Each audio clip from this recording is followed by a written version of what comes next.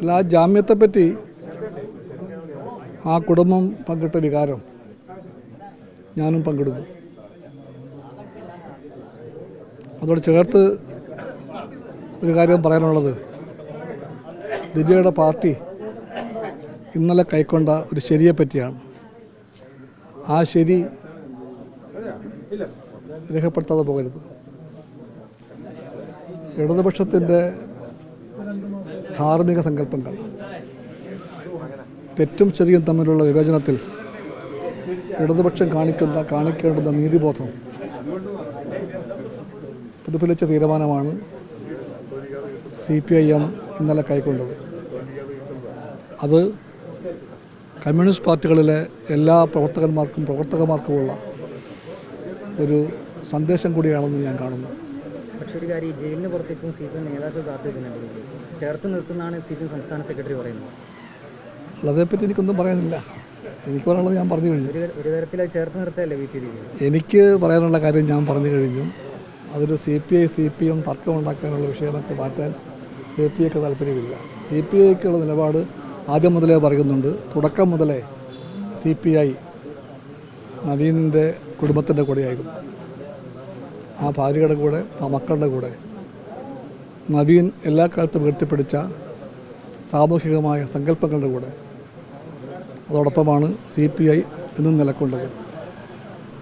അതുതന്നെയാണ് CPM കൈക്കൊണ്ട സ്റ്റാൻഡെന്നാണ് രവീന്ദ്രൻ മാഷിൻ്റെ പ്രസ്താവന നമ്മളോട് പറയുന്നത്. അതുകൊണ്ട് എനിക്ക് പറയാനുള്ളത് അതാണ് ശരി. പ്രോസിക്യൂഷനും പ്രതിഭാഗം ഒത്തുകളിച്ചുമൊക്കെ പ്രതിപക്ഷം ആരോപിക്കുന്നുണ്ട്. പ്രതിപക്ഷ ആരോപണങ്ങളെ പറ്റിയുള്ള അഭിപ്രായങ്ങളൊന്നും പറയാൻ സമയമല്ല. പാലക്കാട് തെരഞ്ഞെടുപ്പിനകത്തെ ഇപ്പോൾ അനാവശ്യമായ ക്യാമ്പയിനുകളിലേക്ക് കാര്യങ്ങൾ നീങ്ങുന്നത് ശ്രദ്ധയപ്പെട്ടിട്ടുണ്ടോ? അത് ട്രോളി ഉൾപ്പെടെയുള്ള വിഷയങ്ങളാണ്. അല്ല, ഏത് തിരഞ്ഞെടുപ്പായാലും തിരഞ്ഞെടുപ്പുകളെല്ലാം ജനഹിതത്തിൻ്റെ മാപിനികളാണ്, അളവുകോലാണ് എല്ലാ തിരഞ്ഞെടുപ്പുകളും. അവിടെ ജനങ്ങളെ തള്ളി പുറകോട്ട് മാറ്റിയിട്ട് തിരഞ്ഞെടുപ്പുകളെ പണഹിതമാക്കുന്ന പ്രവണത ശക്തിപ്പെടുന്നുണ്ട് ഇന്ത്യയിൽ. അതിൻ്റെ കടിഞ്ഞാൺ പിടിക്കുന്നവർ BJPയും കോൺഗ്രസുമാണ്. കള്ളപ്പണത്തിൻ്റെ, ചീത്തപ്പണത്തിൻ്റെ കുത്തൊഴുക്കിൻ്റെ വേദിയായി ആ പാർട്ടികളാണ്.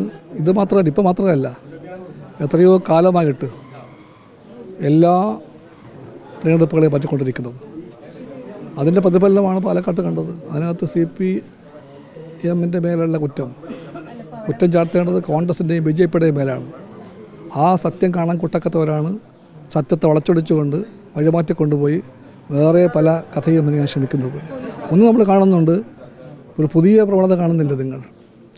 വലിയ ചാക്കിൽ, വലിയ ട്രക്കുകളിൽ കള്ളപ്പണം വരുന്നു. സ്ഥാനാർത്ഥികൾ ചിലപ്പോൾ ആംബുലൻസിൽ വരുന്നു. അതാണ് പുത്തൻ രാഷ്ട്രീയം. സ്ഥാനാർത്ഥികൾ ആംബുലൻസിൽ വരുന്നു, കള്ളപ്പണം ട്രക്കിലും ചാക്കിലും വരുന്നു. അത് ഇടതുപക്ഷത്തിൽ ഒരിക്കലും പൊറപ്പിക്കാനാകാത്ത രാഷ്ട്രീയമാണ്. ആ രാഷ്ട്രീയത്തിൻ്റെ എല്ലാ സങ്കല്പങ്ങളെയും എല്ലാ ശൈലികളെയും ഇടതുപക്ഷം ശക്തിയായി തള്ളി പറയുന്നു. ഇത്തരം വിഷയം